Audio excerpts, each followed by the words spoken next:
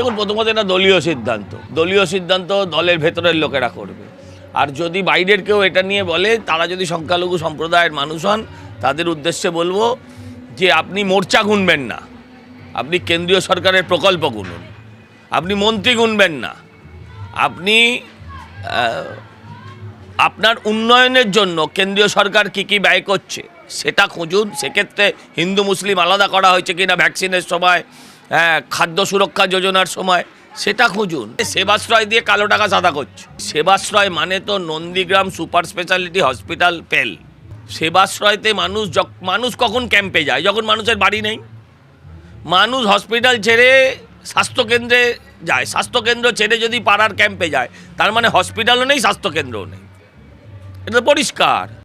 লগ্নজিতা আর মিমি চক্রবর্তীর কেসটা এক নয়। লগ্নজিতাকে বলা হয়েছিল তুমি সেকুলার গান গাও, আর এখানে বলা হয়েছে রাত 12টা বেজে গেছে, অতএব এখন আর ফাংশন করা যাবে না।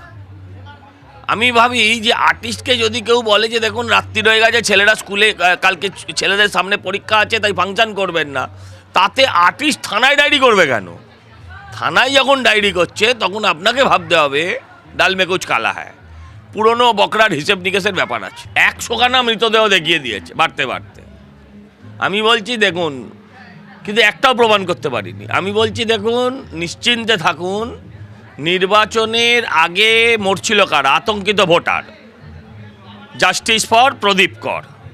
তারপর হলো এবার সব ছেড়ে বিএলও ধর। এবার মরছে কে?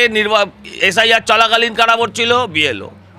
আর বলছি ভাই, এসআইআরটা হয়ে গেলে কে মরবে? তার নাম তৃণমূল।